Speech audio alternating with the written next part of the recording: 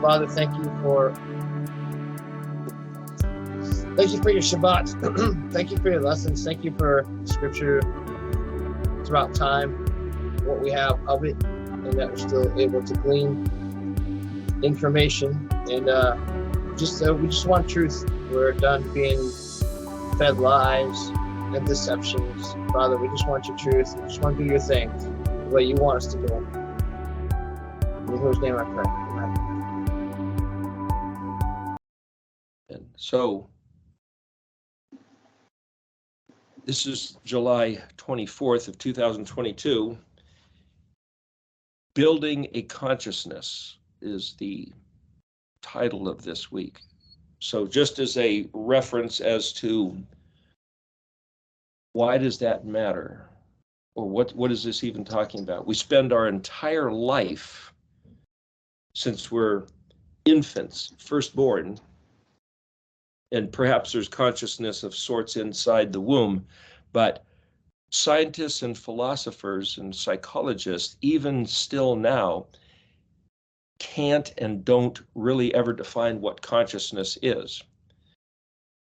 It's just, well, we know we're conscious because that's what we say, but what does that mean? What is the happening? What is the cellular event? You might say, if you get the concept of quantum physics is smaller and smaller. So if you take a person's alertness and say, what's happening? Well, there's neural synapses, an electrical chain of events. What makes somebody alive or not alive? If you're in an accident, you're at the hospital, there's a pulse, heart beating, the blood flowing, some kind of electrical activity in the brain, but that's not consciousness. And why is it that physicists, philosophers, doctors, whoever can't really define consciousness? Why? It's a mysterious thing that the Creator built into being human. So all we can do is basically observe and assess and then say, well, how does this work then? That's the scientific method. Something happens. You know, Isaac Newton is sitting under a tree, as the story goes, and an apple fell out of the tree and hit him on the head. And it's like, why did a bird cut it loose? Did it fall by itself and he's going to react? Or suddenly go, why did that apple fall? And then he discussed the notion of gravity, developing the concept, teaching it as a law of physics, which these days, some people say doesn't really exist. It's not gravity at all, it's electromagnetism. That gets into a whole nother, you might say, a philosophical debate. The meanings of words, the building of concepts, and yes? I thought somebody said something. Anyway, where does humanity start? So there's this big question, are embryos human? There was a very interesting quote that I heard yesterday from someone. This one, I don't remember the guy's name, maybe I can look it up and give it to you, Kurt. This one particular man claims to be the last surviving member of a group whose agenda it was to promote abortion in the United States and around the world. And he became a Christian, and somebody was interviewing him, and he said, I basically want to confess that we deceived the American public as well as everybody else on purpose in order to kill millions of humans by claiming that they weren't human. It's a very interesting, just a short sentence. And it's like, who is this guy and why did he say this? Well, other people who have been influenced by his thoughts and intent now can discard the source of the thoughts and say, well, we choose to believe that embryos are not humans. Therefore, you can kill them or do whatever you want to them. And then there's laws in the United States that are on the books of being forced, mandated, that Well, perhaps you're not even human if you're up to 2 years old. And somebody had said in the state of California, they were trying to push a law that says you can abort your child even if it's not 2 years old yet. And it's not even your child, it's just a mass of flesh. It's like, what? Well, who gets to make definitions? Who gets to determine what's what? So if you say, well, what is consciousness? What does it mean to have human beingness? What is a human compared to an animal, compared to a plant, compared to a cell which has life versus a cell which does not have life? Well, we have to sit there and start looking and then making assessments and determinations and indexing, where you separate this type of thing from that type of a thing. If it can move of its own volition, okay, let's call that an animal. Wait a minute, some plants move volitionally. You know, the fly trap, fly gets in there and it closes and captures the fly and eats it. Does that mean the fly trap plant is an animal? We make up rules of animals, like what's a mammal and what's, you might say, reptile or amphibian, and then you get something like a platypus, or if it's a bird or an animal or a fish, but then you get flying fish. And you get penguins, you know, birds that fly under the water. And it's like, so Elohim built our minds to make distinctions and separations, and then it seems like I can project him having fun, but I could say by the appearances, he must have fun crossing the boundaries just to mess with us, just to disturb our sense of knowing.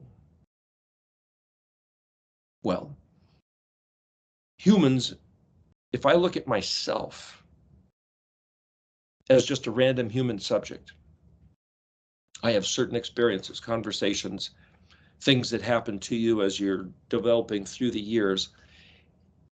Just for the record, some people have said that I seem to, on occasion, disparage certain groups or certain people, such as my family or the church or the Greeks. I did that one video taken off the Greek, and I didn't write that script. Somebody else did, and I just went along with it. But nevertheless, the fact that I went along with it means that I'm responsible for it. And it's like, well, okay, was I mocking the Greeks? No! In my mind, I'm not mocking the Greeks at all. I have a lot of respect for the Greeks. I have Greek friends.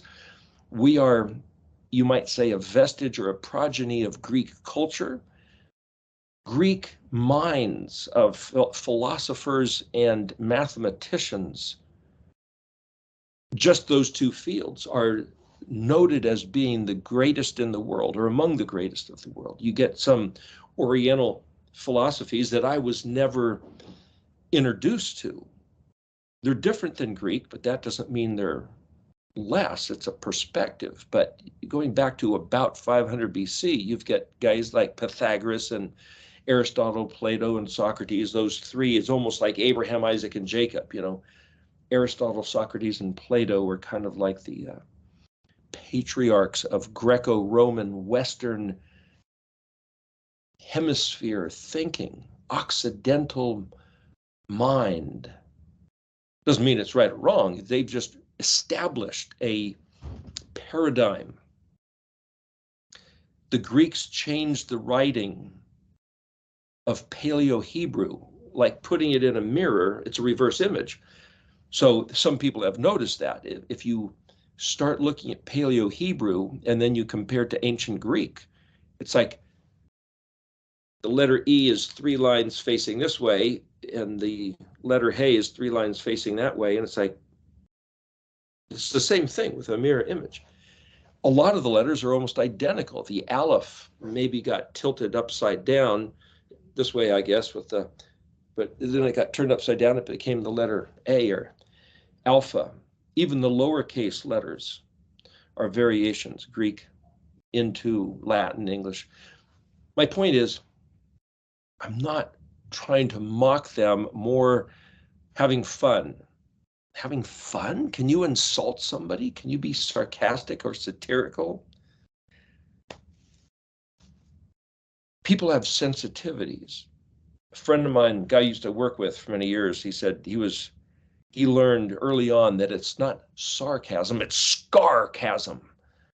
Leave scars. Every little joke is a wound until the person is crippled, carrying it the rest of their life. And it's like, yeah, that is kind of what happens. Human mind, though it finds ways around to prevail, to continue, doesn't mean it doesn't accumulate a baggage of woundings to the point of becoming crippled. And then as people get pretty elderly, you'll see them really manifesting stuff from decades before in their life that were never resolved. There's a book, gosh, what's the name of it? Somebody just brought it up the other day, something about a better way to live, or it's a book about healing. It's a white covered book. Maybe somebody can remember what I'm talking about. It's, anyway, this fellow has decided that, it was a couple decades back, but he wrote this book about the way we think and the way we react to things actually manifests as physical health. Is that true?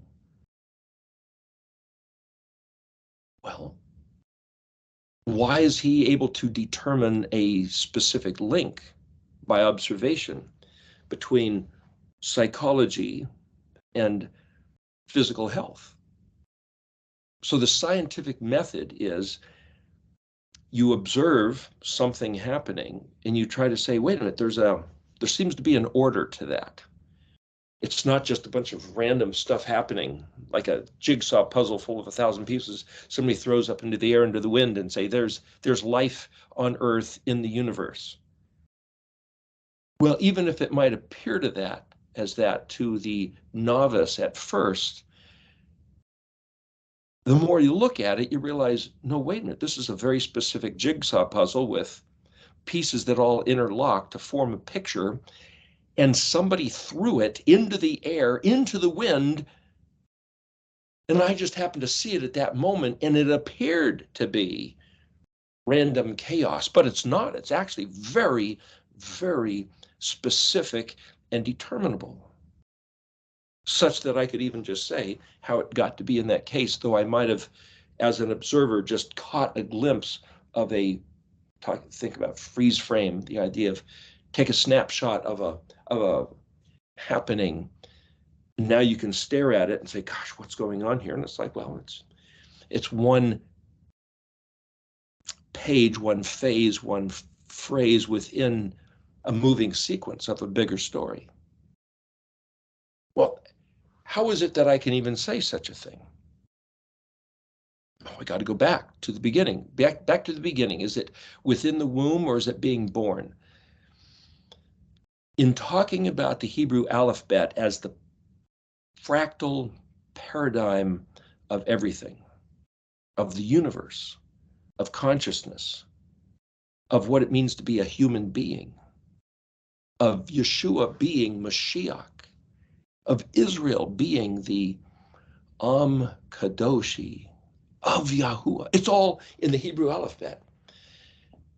To suggest that somebody's looking for the theory of everything. What does that even mean? Stephen Hawking is known for that phrase. Did he get it from somebody else? There's a notion that there's a fundamental, primal order to the universe. Even if it can't be determined, there's this hunch, this sense that there's something that's orchestrating this place, or there's nothing. And it is absolutely random.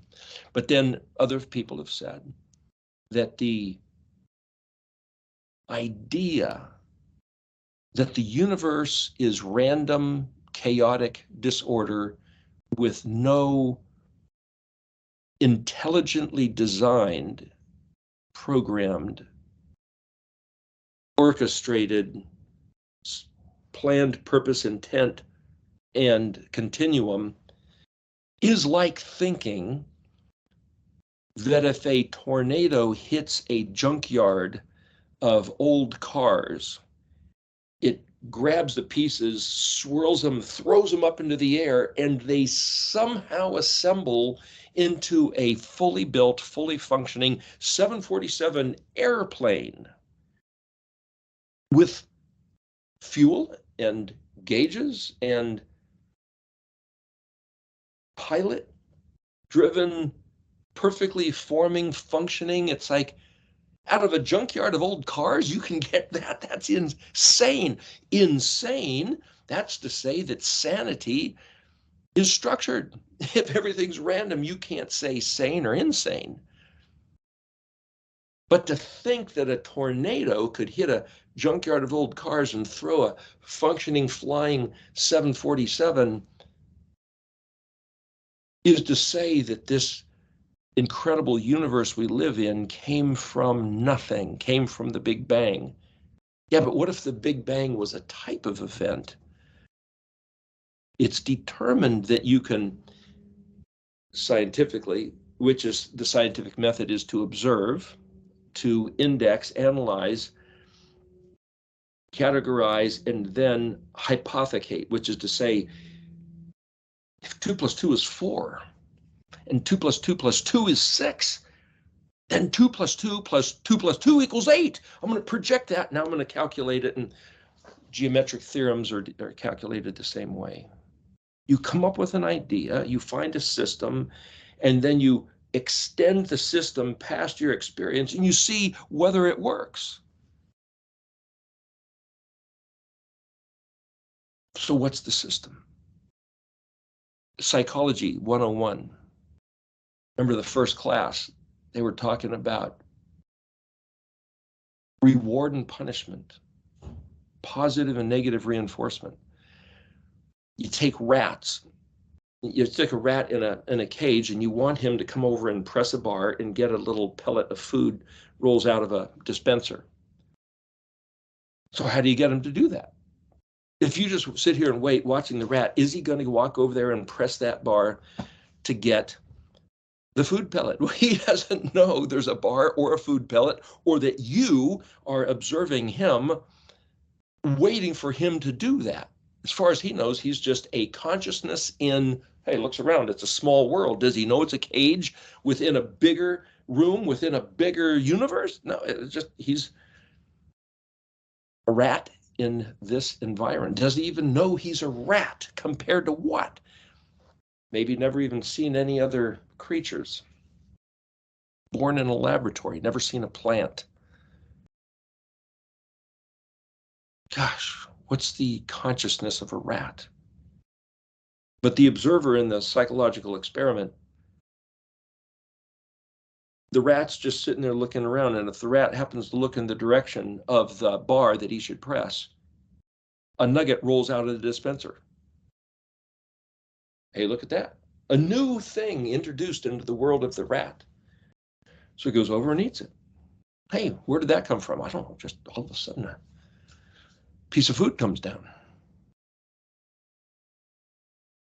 The rat has no means to associate one thing to another, one behavior to another result.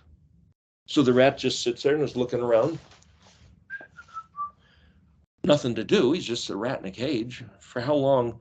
But as soon as he looks over in the same direction, another pellet comes down. What? Another pellet. Imagine that.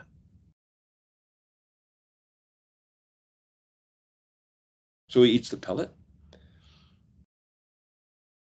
looks over in that direction again, and another pellet comes down. It's like all of a sudden, after 2 or 3 times, the rat goes, hey, wait a minute. So the rat seems to be built with intelligent determination. That's not a human trait. It's a rat trait. And then they found that they can actually affect single-celled amoebas with a stimulus response. So even single-celled organisms seem to have some type of consciousness. But so going back to the experiment, the rat looks over in that direction, another pellet comes down, and quickly the rat realizes every time he looks in that direction, a pellet comes down. But then you have to stop responding to his looks. And now he can look all he wants, but nothing's going to happen. So then he has to go, what the heck? But then if he leans in that direction, oh, a pellet comes down. Oh, or if he takes a step in that direction, and then you pull back and say, he has to come over and touch the bar. And if he touches the bar, a pellet will come out. And then he quickly, relatively, depending on the rat, realizes not just bump into the bar in that direction of the cage, he has to sit there and with intent, with volition, push the bar. Well, if every time he pushes the bar, he gets a pellet of food, after eating a couple pellets, he's going to stop pressing the bar until he's hungry again. So what they determined is that the strongest, you might say, variable on how to get that rat to sit there and press the bar like crazy and never leave that corner, but just keep pressing, is variable interval reinforcement. So you could say, if he steps away from the bar, you're going to shock him, electrify the grid that he's standing on. Whoa! You better get over there. Get back to the bar. But if you press it, if every time you press the bar he gets fed, that's not a variable interval. If you say, well, he has to press it 6 times and then he gets a pellet. Next time he has to press it 10 times, but next time only 2. Next time 30. Next time only 3. What? He never knows when he's going to get another pellet. You change it up so he learns relatively quickly. Then you try it with more rats and try to find tendency. But they'll just sit there and cranking away on this bar because they never know. When's it going to stop? When are they going to get it? Now they have to maybe store up some, because what if something happens and they don't get any more? What I'm saying is exactly what humans go through, and we just think we're being humans living on the face of the earth in modern age. Are we just rats in somebody's cage? So now the scientist who messed with that experimental rat has taught that rat something. And if you take the rat and throw it back into the wild, he's going to act different than other rats because they grew up in a different environment. Is it a trained rat? Well, that's how you can train rats. They can train fleas. I remember hearing stories when I was a kid that somebody back when had a flea circus. Well, fleas, they can jump, I think they're like 10 feet or something. But this flea circus would only jump, 6 or 10 inches maybe off the table, and they'll jump and do stuff, and you can pour out a can of fleas, and they're all just jumping around. And why aren't they jumping away? Well, they're trained fleas. How do you train fleas to stay within a certain zone and not jump off the table? How would you do that? I pause for a moment so you can use your imagination. What I understand, what they did is they take a clear jar and they stick it over the fleas and throw the fleas in there. So whenever the fleas tried to jump real far, they bash into the clear jar, glass jar. And they do that enough times, they realize, don't jump any higher than this. And don't try to jump sideways. You just keep smashing into this invisible dome, as it were. Okay, we'll stay right here in this place. And then you take away the clear jar and you bring your friends over and say, look, give me $5 and I'll show you a flea circus. You dump them out on the table and they all just sit there and do acrobatics and jumping around. It's like, wow, that's amazing. Is it amazing? That's just the way the universe is built. Why is the universe built that way? I thought it was random, big bang, explosive nothingness that ends up looking like it's ordered. There was a movie that came out years ago called Expelled. Ben Stein was this narrator through the movie. He ends up talking with Richard Dawkins, the world's chief evolutionary theorist. Tenured professors in the United States and in England were losing their tenure and getting expelled from their jobs for suggesting that the students learn the idea, the concept of intelligent design. They're not even saying who the creator is or a creator, just that the universe seemed to be intelligently designed. It's not haphazard. It's not random chaos. It seems to have a designed order, a function with purpose, as if there was an intention behind it. And for that, smart people with a lot of education were losing their jobs, just for suggesting that students should ponder the possibility. Why, that's outrageous. Why do I think it's outrageous? Because it defies a certain sense of justice, a sense of logic, a sense of reason. Well, that means it's ordered. So I wouldn't be outraged unless I thought there was an order. And if I thought it was disordered, is that an intentional order? Is disorder an intentional order?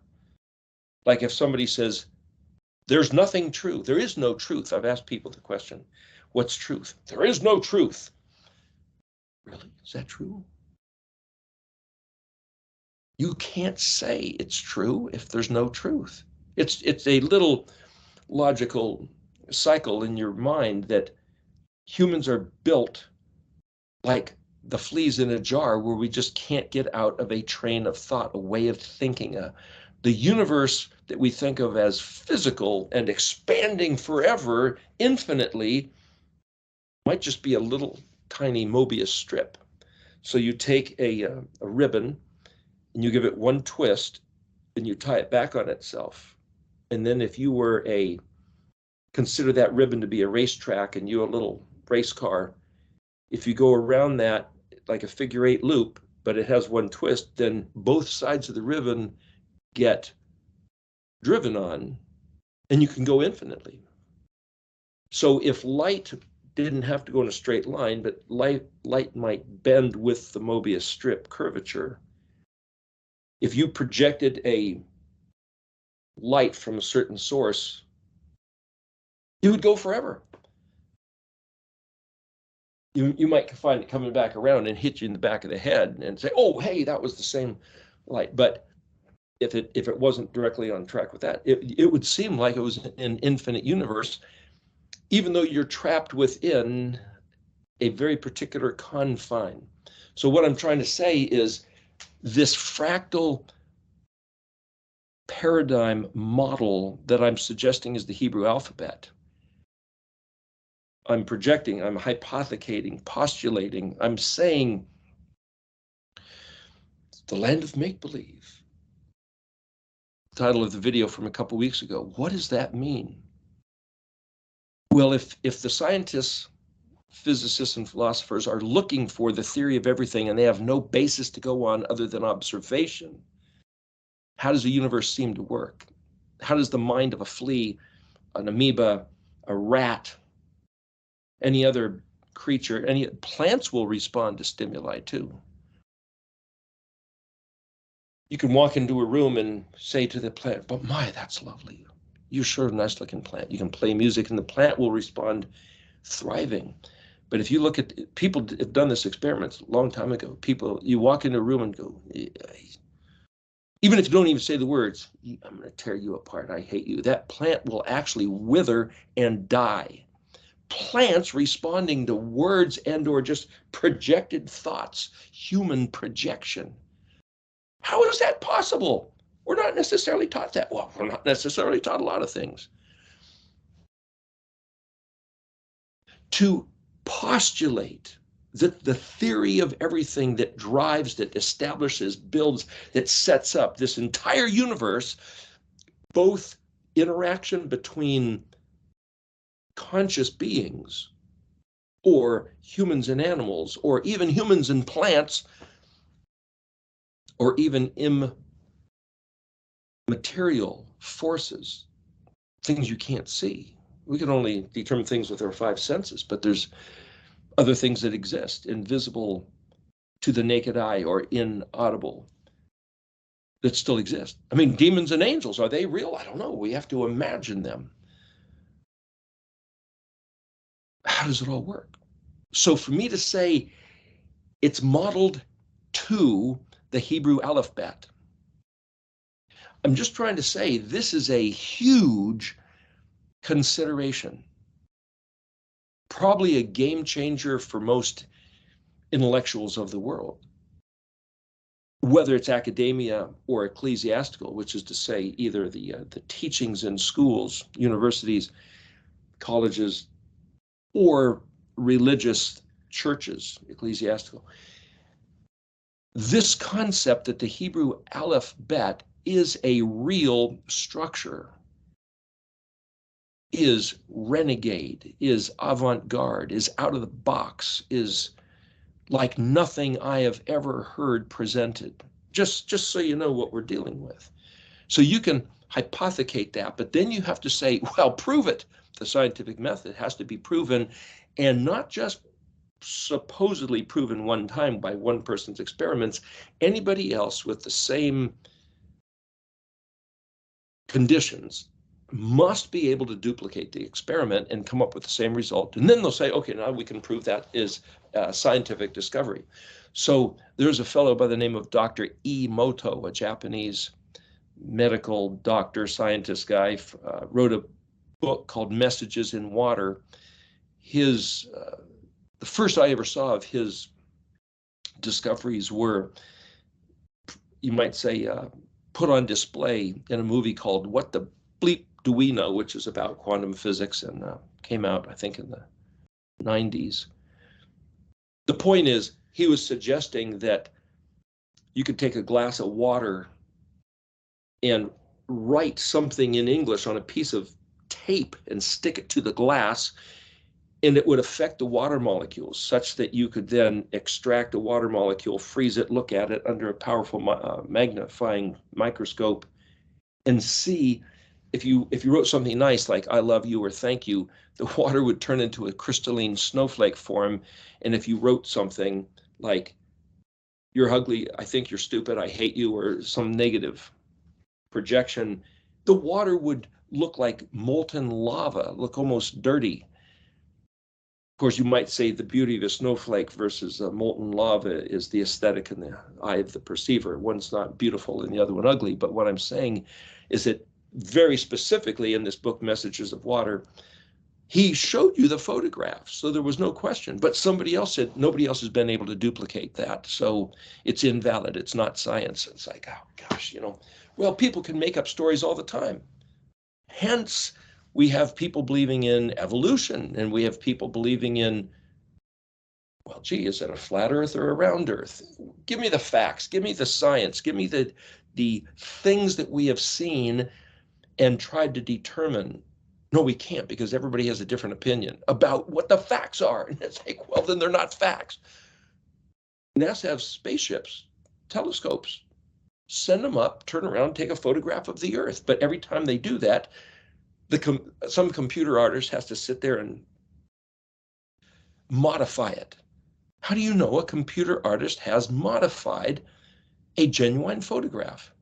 Well, there's one famous picture of what they call the blue marble, just a photograph of the Earth taken from a spaceship out in outer space from a satellite camera. But there are a repeated image of a certain cloud in the bottom left-hand corner where it's the exact same cloud print 3 times right next to each other. Boom, boom, boom. It's like, that's a signature proof. The artist did that. It must have been on purpose to prove this ain't a real photograph. Now, he didn't have to do that. I'm sure he did it on purpose. As an artist, every speck of paint is on purpose, unless, I think there was a guy's named Jason Pollock. He took a jet engine and a big canvas on the wall, and he threw buckets of paint into the jet stream of air, and it splattered on the canvas. It's like, talk about random. The colors were intentional, the distance, the force of the air, he had calculated all that, but the display was absolutely random. That was his knack, his style. My point is, Jason Pollock Jackson Pollock. Some people thought that, outrageous, that's not art. It's like, it certainly is. One time I was at the LA County Museum of Art. Somebody had walked in with a wheelbarrow full of bricks and dumped them on the floor. Is that art? The fact they chose that number of bricks, that type of bricks, the fact that they determined to let them fall out of the wheelbarrow randomly. No, I don't like the way that one fell. I'm going to pick it up and move it over here. Yeah. What is art? Remember, there's a story a couple of years ago at an art museum. Somebody took a banana and nailed it to the wall. There's art. And then they were going to auction it off and sell it. And somebody was willing to pay, I don't know what the number was, $600,000 or something for a banana nailed to the wall. But somebody else came up and ate the banana. Is that theater? Was that part of the art? Nobody knows. It's like, what? Who defines what art is? I believe at the County Museum also, of Museum of Art, somebody had put a white piece of paper on the wall. Is that an empty canvas? Only if you think there should be something on it. But the statement of art was, there's nothing on it. It's a white piece of paper. What makes you think that art requires something added to the blank canvas? Can't you appreciate the blank whiteness of the wall? The whiteness of the blank canvas? What if it wasn't white? What if it was some other color? What if it wasn't paper?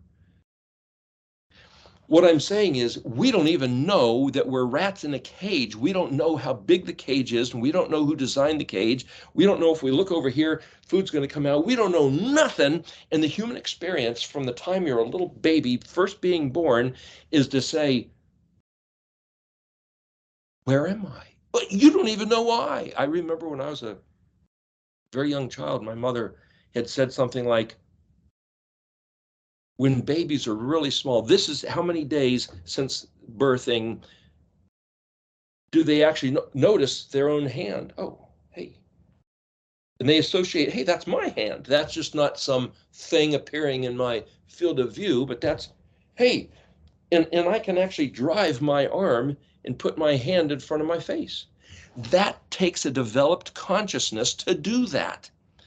And I remember from really young, that my mom had noted with the different children, hey, this is when they did that and that. Well, why would she do that? Just interest, just a young mother with interest. That's scientific. So when we humans are born on the face of the earth, we don't even know where we are. We don't even have self-referential. We don't even know we exist. That has to be learned, developed, brought to mind. We're just a victim of circumstances. In fact, we don't even know we're a victim. Stuff is just happening. Like a plant that happens to be growing subject to the forces of nature. There's the sun, there's the wind, there's light and dark. Okay, it's just growing. So what makes a human being? A couple weeks ago, one of the things I put up as one of the handouts was a list of verbs. What did Yahuwah tell us to do? Who's us?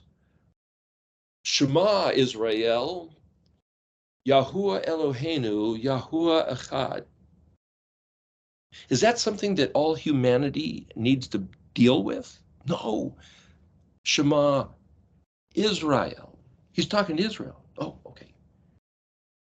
Someone the other day said, well, the 10 Commandments were given as a standard of behavior for the whole world. No, that's not what he said. Look at Exodus 20. Look at Deuteronomy 5. He said, Anoki Yahweh Eloheka. I am, that's the word Anoki, Yahuwah, now he's identifying himself, Eloheka. Well, Elohe means my El, my God. Eloheinu, nu is the suffix meaning our, Elo, hey. Elohim, well, that's plural, im. Not that he's more than one, but it's a magnified grandeur. Eloheka, the ka sound as a suffix means you. And if it's kam, km versus ka sort of suffix sound, it means you all, y'all, plural. Anoki Yahweh Elheka, I am Yahweh, your Eloah, your Elohim. Who's you? He's talking to Israel. Then the next sentence he says, I am the guy who just took you out of the house of bondage, slavery to your oppressors. The word Mitzrayim translated Egypt. Mitzar, Mem Zadi Resh. Well, Zadi Resh is the word for rock. Rock. There's an English idiom phrase, between a rock and a hard place. Well, a rock is a hard place. Well, yeah, it's just straits of oppression. It's kind of like the Straits of Gibraltar, where the Mediterranean has to go between Africa and Europe and get out to the Atlantic. That's Mitzrayim, squeezed in a well. If you look at the Mediterranean Sea, aerial view, it's almost like a womb, and the Straits of Gibraltar is a place of being birthed through into the Atlantic. He built that on purpose to look like that. He, the Creator. But when he says to Israel, I am Yahweh, your Elohim, I just birthed you. I just brought you out. I just became the one who owns you. You are mine and I am yours. And forevermore, you are linked to my intent and purposes and design and reason. And you, as my people, have a job to grow in consciousness and capability and ability and usefulness and purpose, fitting my big ideas. That's who Israel is. That's who Yahweh is. So last week we were saying Israel's only identity is in relationship to Yahuwah. Yahweh's identity is in relationship to Israel. I could say, well, Yahweh, he's the creator of the heavens and the earth. Well, that's only part of it. That's like, tell me the alphabet. Well, A. And no, just A, that's the alphabet. No, that's just part of the alphabet. And you can't say you know the whole alphabet if all you know is A. So as a little kid, you have to learn in English, there's 26 letters. You have to learn, there's 10 digits, including 0. But did you know that in the days of ancient Greek, 0 was illegal to even think about? There was no 0. It had to be determined, discovered, assessed for value, placed, and given the regard collectively by all of humanity, and then 0 became a real number. Isn't it obvious that 0 is a number? No, it's not. It had to be learned. Wait a minute. What did they do? They, meaning other cultures, other civilizations, what did they do for centuries of existence, mathematically or even idealistically, if there's no 0? 0, does that mean nothing? Or is it a place? Is it a something of no value, no regard? Is it a cessation? Is it a less than 1? How can you have an entire culture that doesn't think 0? It took centuries of human existence, of really smart people using mathematics, until somebody like Isaac Newton discovering gravity, the apple hitting him on the head. So somebody came up with this concept of 0. They argued about it amongst their fellow intellectual thinkers, and they finally figured out how to plug it into the system. And then other cultures go, Well, duh, yeah, sure, that's the way it works. Of course, it's obvious. And now it's just taught like no big deal. Zero is a really big deal. In fact, somebody wrote a book that zero was this outrageous concept. Forget the net title of the book, it might just be called Zero. There's a Greek letter that's a number called phi, spelled P-H-I. It's written as a circle with a line through it. It's just a funny shape. Similar to our letter Q, in English, our letter Q is a circle with just a little line coming out of the bottom. But the circle with the line going all the way through from top to bottom is the Greek letter phi. It actually is a number that represents the golden mean. There was a book, I think it was called PHI, the world's most interesting number. It's not just a number, it's a concept of the arrangement of a, well, you might say the Fibonacci sequence, the Mandelbrot set, and it gets into this whole other thing about programming. It's just represented by a circle with a line through it. And if you don't know Greek, it means nothing to you. Similar to the Hebrew letter kuf, but kuf, that just means the back of the head. The word kof, spelled kufav pei, is a monkey. What's a monkey got to do with the Mandelbrot set? See, once you start thinking Hebrew alphabet, and if you can appreciate Greek letters, and if you can appreciate the English language, and you can appreciate stuff the Jews believe, stuff the Christians believe, maybe even Hindus and Buddhists, I'm not going to throw them out of the package. Islamic, Occidental, Oriental, Eastern, Western, Zafan, Northern, Ost, Os, A-U-S means down south. To be an Aussie is from down under. Os, A-U-S means something. Australia, Austria. What does Austria have to do with Australia? Why the same first three letters? It all means something. It's all tied together. So once you start opening your consciousness to consider these things, the world is a whole different place than being stuck in a rat's cage with no food. And if food happens to appear, you go, well, how did that happen? What do you know? Fortunate for me today. For Yahuwah to give his people the insight of his Torah is such a spectacular treasure, which for 50 years, I myself, being in Christian church and Christian school and Christian family, never was handed as a real matter. It was never, here, let's talk about the Torah today. I bumped into a place called a Torah study in late 2001 up in Portland, Oregon. It was after 9/11. Just coincidental timing. A Torah study. Never heard of such a thing. Well, they exist. Do I agree with everything now that the guy was saying? No. But it was an open door to a consciousness that I had no idea even existed. Well, is it true or not? What exists outside the rat cage? Is the rat's cage in a laboratory, in a building,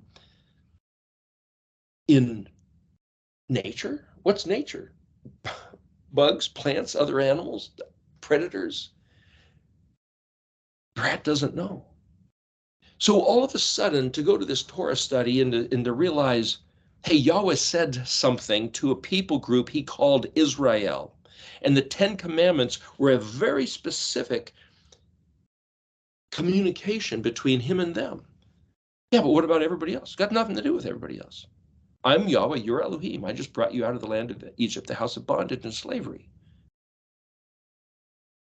Well, if you're not that Israel, then anything else he has to say has nothing to do with you. Well, unless you want to, if you're not content with the food on your plate and you look at the guy over at that table and say, boy, I should have ordered what he had. That looks pretty tasty there. Like the smell of that. Well, why don't you go and order that? No, I ordered this, but I sure like that. I'm going to pretend I'm eating that. It's got nothing to do with you if it's not yours. Are the 10 Commandments for the world? Is the Shema for everybody? And if it's not, then why do we listen to the world and to everybody who it doesn't belong to in order to find out what it is? We can't. The only way to find out what it is to become the people of what he's talking about and who he's talking to. How do you become that people? It's built into the system, what's called self-referential. The Aleph Bet is a self-referential it's contained within itself all its information. So if you don't get into the Hebrew alphabet, you can't from the outside look at it and define it. You have no idea. You can't talk about the significance of the Sabbath day unless you're Israel keeping the Sabbath day, or trying to, or at least learning about it, or reckoning, engaging it, bumping into it, looking in its direction. How do you grab a hold of that bar? How do you operate? How do you use it? Why did he give it? Where did it come from? How important is significant?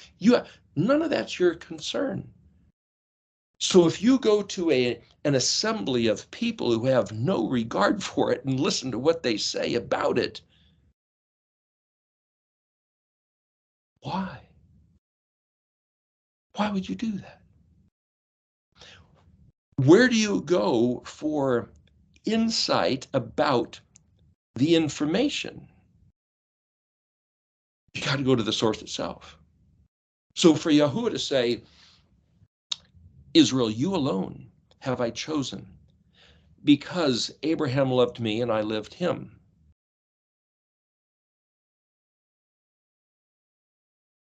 Because, why did Yahweh love Abraham more than anybody else?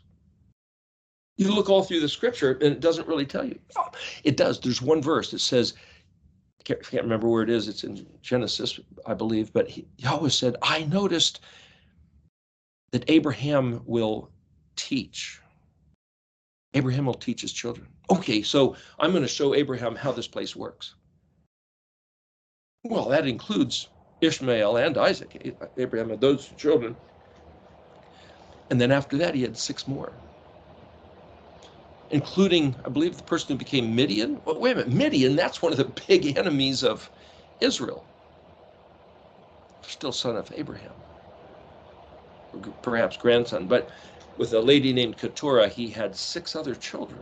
We don't even talk about them. The point is, don't they all receive the blessing of Abraham? So Israel's exclusivity is within a context. Abraham, Isaac, Jacob. Are those just 3 names of 3 descendants, patriarchs? Or is it a way of thinking? Abraham had a way of thinking. Now you read the Bible, and it doesn't tell you a whole lot. It tells you even less about Isaac. And Jacob seemed like a bit of a scoundrel. And those are the great 3 patriarchs of, gosh. You read the book of Jasher. It fills in a lot of blanks. And then there's this thing called the Book of Jubilees that a lot of people give it no credit. Some people give it a lot of credit and say, Jubilees? Does anybody ever hear of the Book of Jubilees or Jasher? I hadn't heard of them for decades of my life. Are they credible? Are they significant? Are they worth looking at? Well, Jasher is virtually a retelling of the book of Genesis with other stuff added. But some of the stories, especially of the 12 sons of Jacob, to me, just saying, to me, as a writer, as an artist, as a poet, you could say it almost seems like a comic book story. Not bad, but it's just saying superheroes, Superman, Batman, the Flash, the Hulk, these different Marvel comics or whoever they are, whoever came up with these different stories in American media. It looks like whoever wrote Jasher was writing those kind of stories about the 12 patriarchs, Judah and Simeon and Naphtali and Zebulon. Those guys that we like to forget are our ancestors, we don't know anything about. Do you even know the names of these guys? Naphtali. What does that mean? Oh my. Gad. Yeah, that's another one. Gad. Why'd they call him Gad? The word means luck or fortune. 5 minutes. Well, the book of Jasher reads like storybook heroes. Can you trust it? I don't know. Just read it for the fun of it. Why? It builds a consciousness about the family history. What about the Book of Jubilees? We're going to open up part 2. Kurt was going to, hopefully he has it queued up, play about 6 minutes of the first chapter of the Book of Jubilees. Now, I haven't heard this before until very recently. Does that mean it's credible or incredible because I never heard of it? It just is what it is. So I looked up on the internet and it said the Book of Jubilees, they think. Who's they and who are they thinking about? They think the Book of Jubilees was compiled by somebody as a overview synopsis of the book of Genesis about 200 BC. Just to give you a reference, Daniel, Ezekiel, Ezra, Nehemiah, those guys are around 500 BC. The Maccabees, around 350 BC. The Greeks, Pythagoras, the mathematician, and then you got the various philosophers, Aristotle, Socrates, Plato, those were about 500 BC. But 285 BC, I believe it was, 280, was Ptolemy II, one of Alexander the Great's generals that took over after he died. He had the Septuagint written. Septuagint is the Greek word for 70, so they had 70 Jewish scholars, scribes, write the translation from Greek into Hebrew. From Hebrew into Greek, excuse me. And that's why they call it the Septuagint. So they took the Hebrew scriptures, and see, for us to go back and learn the language throws us into a world of thought earlier than 285 BC. And if Daniel was the guy who changed the orthography, and then the Greeks around the same time changed the angle of reference from reading right to left to right, uses a different hemisphere of your brain then is dominant, it changed everything. It changed the way humans function in their thinking processes. Just to read from right to left or left to right, to assign value to the letters, changes everything. It's not English, it's not Latin, it's not Greek, ancient Hebrew. No one has thought this way since the days of Daniel. And how many people in the days of Daniel thought this way?